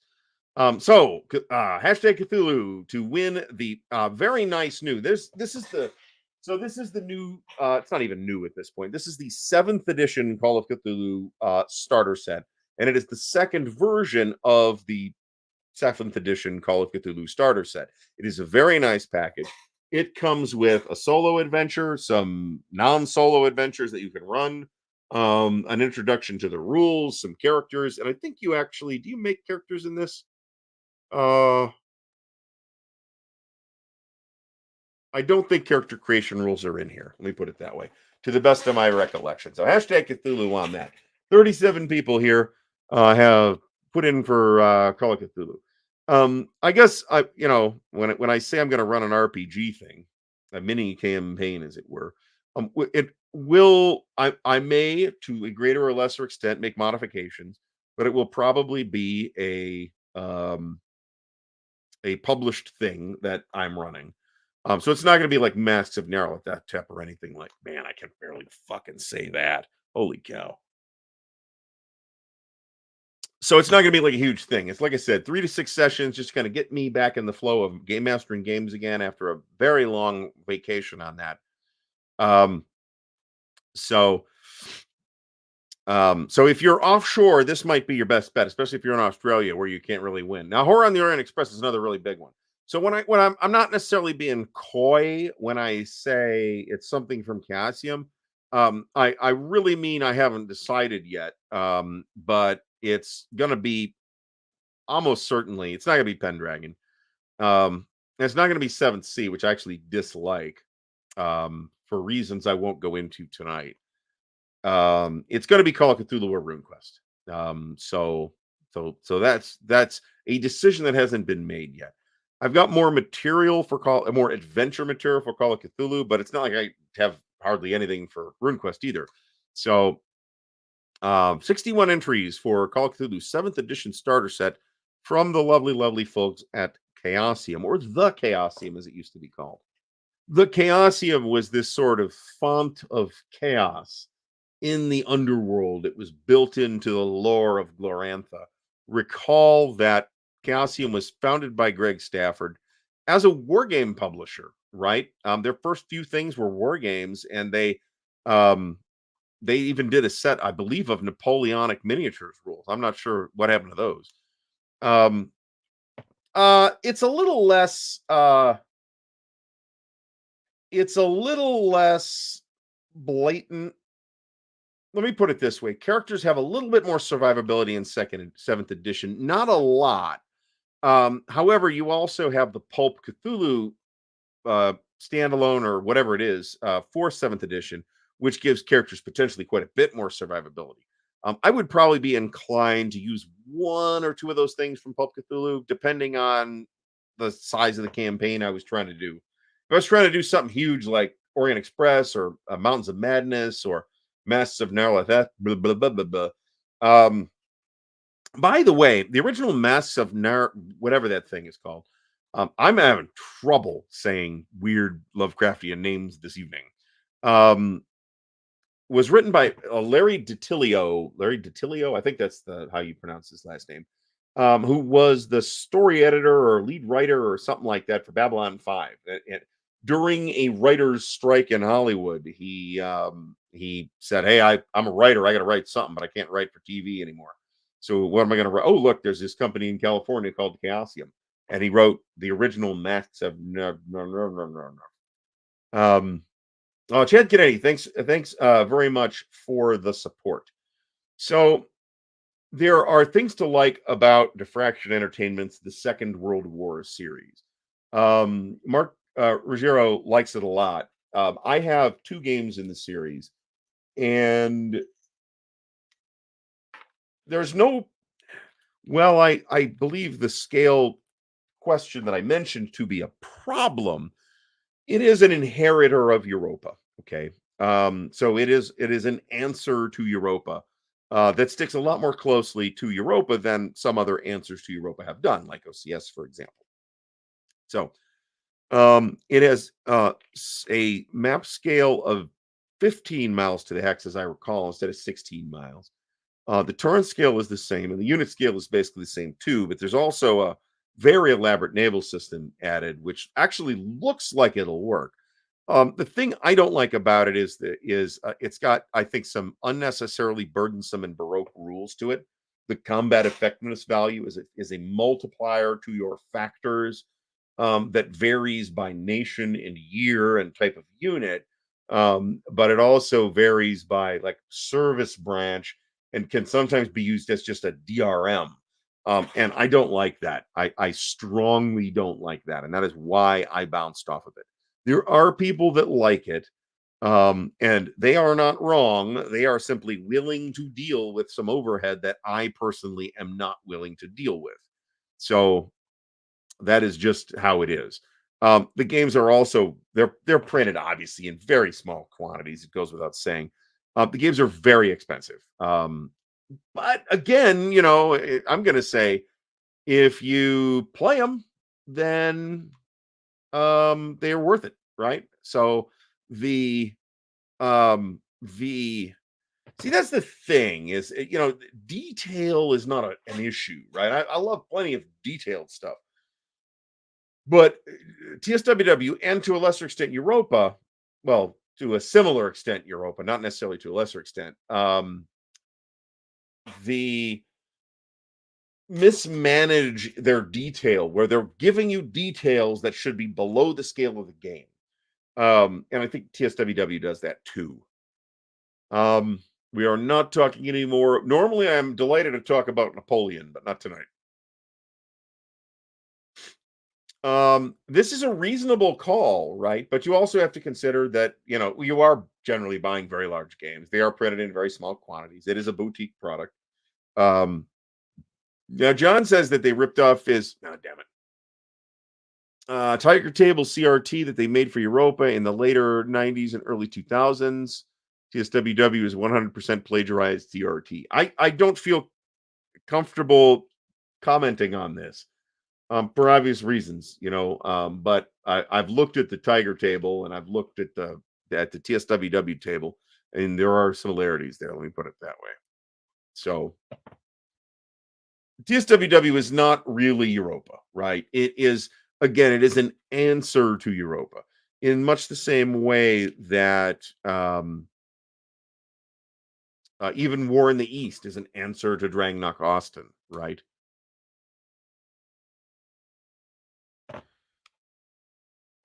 Yeah, no, yeah, you'll never see any product from them ever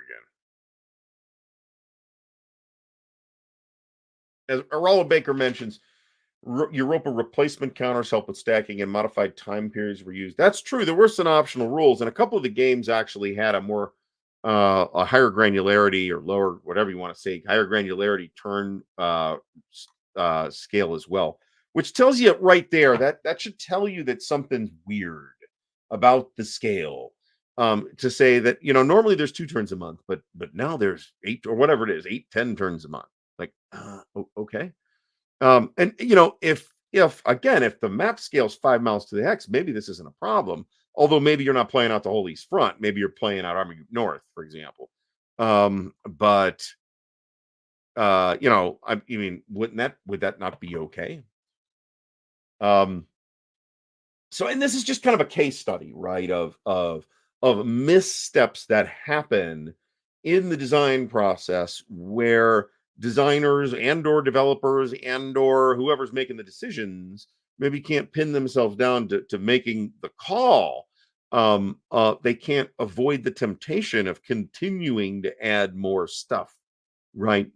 And in other cases, I don't think that is the trajectory that happened at all.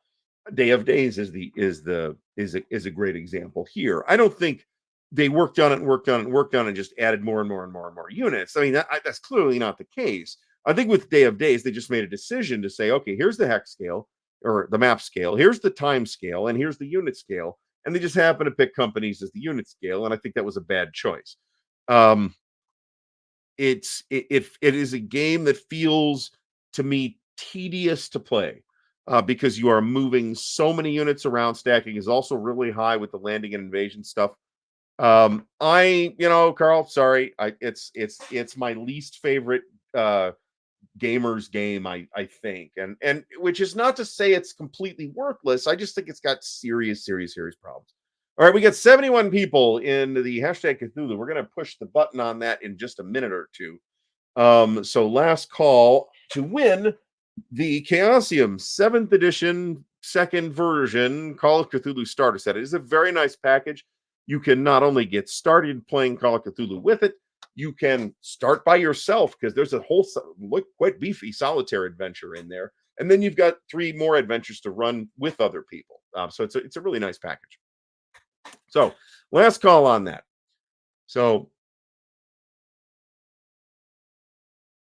all right. Yeah. Yeah. So this, yes, but this is John. This is what the game system you guys were playing was totally irrelevant, right? If you guys have been playing Tiddlywinks and having the same great time, you would have had the same level of camaraderie. So the fact that it was Europa and your memories, right? You had that scent memory of the smell of fresh cut Europa. Um, but it's incidental. It's just a detail, right? If you guys would have been playing War in Europe, it would have been this. You'd felt the same way about War in Europe. Um, yes, but I also feel like if well, divisions, then if you're playing it with divisions, then you have the mighty Endeavor, don't you? I think battalions is a better map scale for unit scale for that map scale. Let me put it that way. I think that's closer, and then maybe you tweak the map scale up or down a little bit to make it work right. But I think battalions, regiments, and divisions, it's going to be Mighty Endeavor, which I like a lot. John Longshore, John. You are behind the curve on this one. Not only have I broken it out, I have clipped it twice. I clipped my copy and another gentleman of immense stature's copy, who I'm only being coy because I don't know if he wants me to talk about it. So if he says I could talk about it, then I will tell the story. I figured it was worth it for the story. So um, you know who you are. But yeah, I'm pretty impressed with it. It's very nice. The game's solid. I mean, I've played the previous edition like 3 times, and the game is solid. I have no particular worries about the core game. A little less certain on the Schiffskrieg stuff, but it looks like it'll work. So, all right. So there was talk. Since I have the okay to tell the story, I will tell the story. This is kind of one reason I said yes to this. You'll see in a minute. But first, more scotch. So Mark Herman has a copy of, I don't have it in here with me, Oceans of Fire. Recent Rob Bama release from Compass. It actually looked interesting to me, and I wanted to check it out. Strategic level, more or less, Pacific game. Once I have finished the story, I will push the button on the hashtag Cthulhu. It's not a long story. So if you've got a couple extra minutes grace period on that. So um, so Mark's got a copy of Oceans of Fire, and I had mentioned that yeah, it looks interesting. I'd like to check it out. Mark says, "Hey, I'll sell you my copy." So Mark was also talking about driving up to, or taking a train up to Compass Expo for a day, because he's in New York. It takes like an hour. Like an hour train ride to get up to Connecticut. So that didn't end up happening for family commitments that he had down there. But I had texted him and said, "Hey, Mark, if you're coming, bring Oceans of Fire. I'll give you cash." So he's like, "Cool, cool," and I'm like, "Okay, cool. Hopefully, we'll see you there." And then Mark ended up not coming. But then I get a message from Mark later on, and he says, "Okay, look. So I've got this Oceans of Fire. I will send it to you, and I will send you my counters for Axis Empire's Ultimate Edition. And if you clip and organize my counters just like yours, you can keep Oceans of Fire." So I'm like, hmm. So like on my hourly rate basis, this is a dumb deal, okay? On for me. However, for the story, I said, yes, we'll do that. And frankly, it took me. I mean, if we didn't have a holiday in there and I didn't have COVID in there, I'd have probably clipped the whole thing in 3 or 4 days. As it is, it only took like a week. So I'm sitting there, with the phone, having this exchange with Mark, and the guy I'm playing Europa Universalis: The Price of Power at COVID Expo. And Mark, good call, not coming to COVID Expo. So I tell Kevin, the guy I drove up with, "Oh yeah, Mark Herman's sending me his Axis Empire's counters. I'm going to clip them for him." He looks at me like I'm crazy. And, "Are you really going to clip Mark Herman's counters for him?" And I said, Mr. Herman can have his counters clipped however he likes. So, for the story, it was a sweet deal. Plus, I got Rosens of Fire, which looks interesting. Still looks interesting. I haven't really dug into it yet, other than to sort of balk at the bafflingly huge number of counters. So, so, I get to tell the story. I wasn't sure if Mark would be okay with me telling it on the show. But yes, I clipped Mark Herman's counters for him, and in fact, maybe after the third giveaway, which we're going to get to real soon now, let's push the button on the second giveaway. Let's see who wins the lucky prize on the giveaway for the Perry Sparopoulos has won the Call of Cthulhu 7th edition starter set. Perry, please email me with your shipping info at ardwulfslair@gmail.com. That address is in the ticker if you don't want to listen to me continue to say it or try and guess how it's spelled. So congrats to Perry on that. And there we go. All right, we're ready for the third giveaway, which we'll do in just a couple of minutes. I'm really happy with the starter sets that Chaosium has been doing. I think all three starter sets done by the new Chaosium, that's RuneQuest, which I've also given one of those away in the past. RuneQuest, Pendragon, and Call of Cthulhu, I think, have all been really, really good. And like I said, it's still possible that I'll do Call of Cthulhu. I won't run one of the adventures out of the starter kit either. Okay, if I run RuneQuest, I might run one of the adventures out of the starter kit, because I actually really, really, really like one of the adventures out of that starter kit.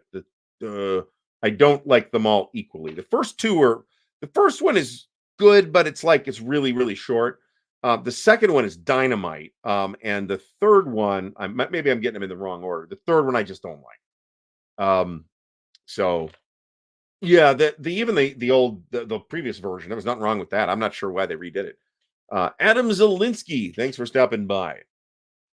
Well, RuneQuest, like I said, so as I mentioned earlier, we will be doing an RPG mini campaign to get me back in form. There will eventually be a longer game, but this will be a 3 to 6 session thing happening early 2024. I'll make further announcements later. Patrons will get dibs on the slots in those campaigns as they occur. I know nothing about this and have no interest in anything branded with the Teenage Mutant Ninja Turtles, to be totally honest.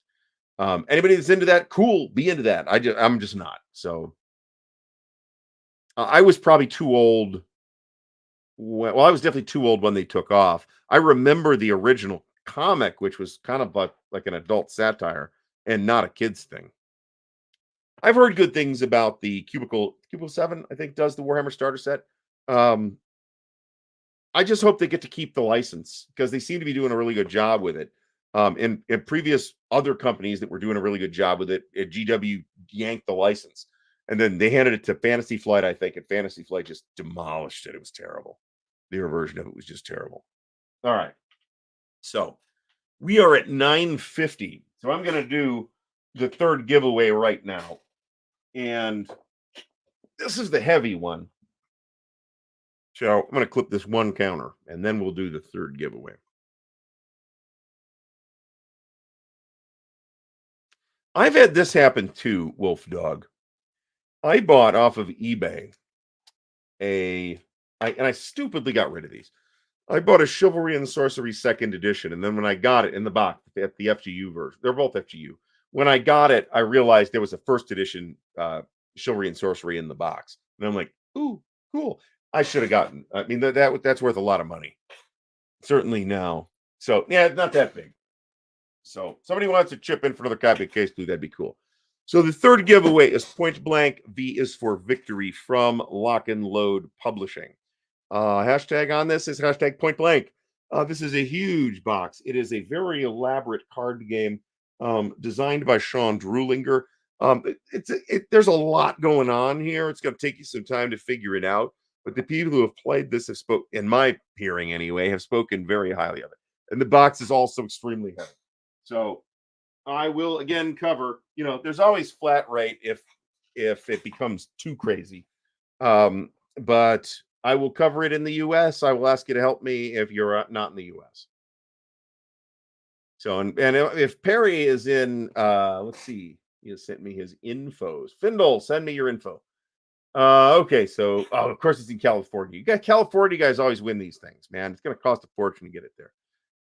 It's really fine. Oh, and it just occurred to me, Calcium used to be in California. There aren't anymore. They're in Ann Arbor, so they're closer to me. And I guess maybe we'll close with that, since I think I think I may have finished the story on while I let entrance roll in for point blank. V is for victory here. Let me close up on that. So Calcium has started doing their own annual convention, Calcium Con, and it is in Ann Arbor. Now, Ann Arbor is a 2.5 hour drive from me. So it's very doable, but frankly, it's not in the budget for 2024.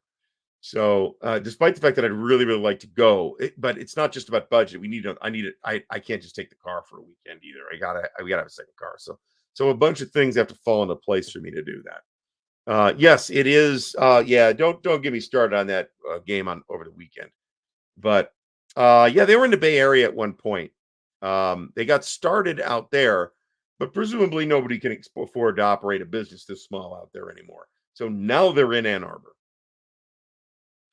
So Ann Arbor's supposed to be a nice town, actually. I would just have to, wear a false mustache or something like that if I wish to go there. I'd love to go to SD HistCon. SD HistCon is in November, though. ChaosMCon is in April. So they don't step on each other in terms of time or money or anything like that. That's not a problem. And yeah, but it's also only a weekend, which is attractive. So damn it.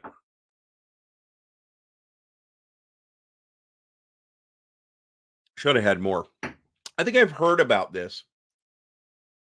I do have some stuff from the HP Lovecraft Historical Society for Call of Cthulhu itself. Those prop sets that they did for the second edition reprint stuff and that was dumb. And the Massive Nair whatever that thing set. So you know what? I don't begrudge anybody rooting for Michigan unless they're from Ohio and didn't go to Michigan. Then there's no reason for that. So, and GMT's weekend, yeah, but that's in California, so that's not it. And I'd like to get to a role playing convention. I had said a couple of years ago that I wanted to do a role playing Origins, and that's obviously just not happening. I am too committed to war game stuff for Origins to maybe I'll get an RPG session in, maybe, but it's by no means a certainty. So yeah, Chaosium Con, it's in, I believe, April. It's somewhere on their webpage. There's a thing about it, and it's in Ann Arbor. So, and again, it's like 2.5 hours from me. So, if I could get up there, and I could get up there, I mean, I almost rent a car and take it up there. So, oh, excellent, Findle, that's fine. That's fine, no problem. So, I will make note. And Perry is not in I had feared, he's probably in friggin' Greece. Because that's just how the winters work, but no, he is in the US. So yeah, Point Blank Vs for Victory looks pretty nice. So hopefully someone will be happy with it. So Will GM for Food is moving out to Ohio sometime in the next couple of years. First of all, I am sorry, my condolences. Secondly, where in Ohio? Because I'm in Northeast Ohio now, and I'm still in Columbus weekly, right? Let alone for Origins and Buckeye Game Fest. So you don't have to tell me exactly. So, but yeah, I want to do more RPG stuff.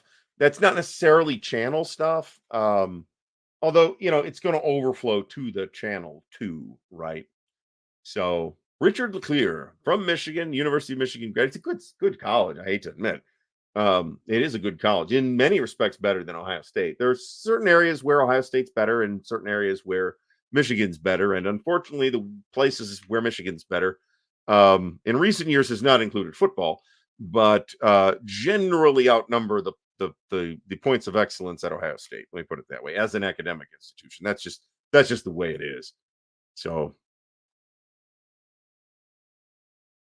let's not let's not delude ourselves based on the whole rah rah OSU thing. I would. Oh yeah. So this didn't somebody. Okay, so a couple things on this.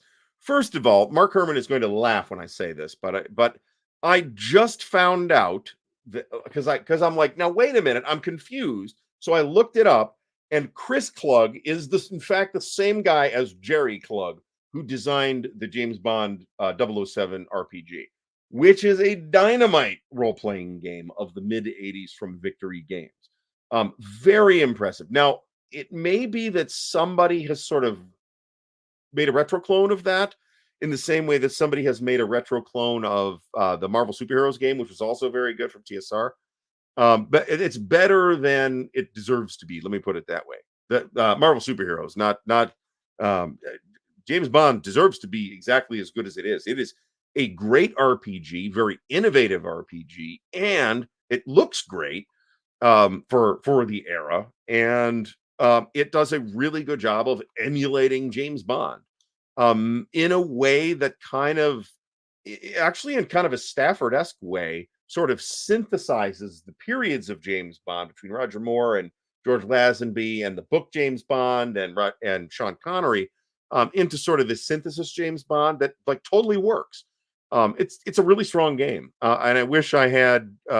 Probably still wish I had it. Now, on the downside, if I have to complain about the James Bond 007 RPG, it was a super weird adventures that they did. And the adventures themselves there was nothing wrong with them from what I saw. I didn't have very many of the adventures. It was the weird boxes where it was like a box bottom with stuff in it that was shrink wrapped, but there was no box top. It was goofy. I assume they saved a bundle on box tops, but it was weird. But it was a really good game.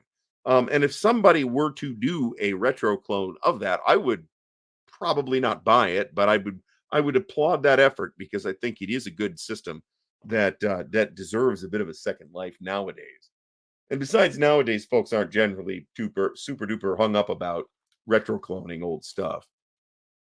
Although were I to do it, which is not a thing that I am going to undertake, I would run down Chris Klug and get his blessing to do it before I were to do that. But that's because I know who he is now. So, all right. So last call on Point Blank, hashtag Point Blank on Point Blank V is for Victory, a very, very comprehensive looking card game from Lock and Load Publishing and designer oop, designer Sean Drulinger. I didn't quite get the box into my hand before I remembered it. So last call. I will push that button in about 1 minute. We're going to run a couple of minutes over here. So, but not too long. So there was a is American football older than Euro soccer? No, absolutely not. There was some RPG podcast that looked into the Dallas RPG, and they like tried to play it, and they came away with like, hey, this is really interesting. It's also really doesn't work. And that's kind of my impression of it too, having done an unboxing of it. I did an unboxing of it that I thought, well, I did make fun of it to some extent. Well, not to some extent. I made fun of it. But at the same time, I also took pains to point out that, hey, this actually looks fairly interesting. And Jim Dunnigan designing an RPG, yeah, that's worth a look. Maybe it doesn't work, or maybe it does, but that's worth a look, right? And like the one fan of the Dallas RPG got all up in my business in the comments about that. I do think some people have drawn comparisons between the Dallas RPG and Fiasco, which is a contemporary indie game that has drawn a lot of attention. So there was a Dallas board game too, at least one. There might have been more than one. There was a Dallas board game too. I'm not sure which other one Perfidious Albion is referring to. The Dallas RPG is the one from SPI though, and again designed by Jim Dunnigan. It's like really. So yes, I would agree with. I wonder who the developer on that was. I should look at that. This I agree with this. Whoever put that together really did study the material and kind of studied the structure of the show and its plot lines and kind of gave you tools to replicate that. Now, again, I don't feel like it was a complete success, but this is like 1980 or 81 or something like that. So, the fact that the that Jim Dunnigan himself went and did that, I think is remarkable and interesting. All right, I'm missing something here. Yes, I also did not foresee this event. So Classified is Classified the retro clone of James Bond 007. Expeditious Retreat Press is located in Columbus, as I checked, by the way.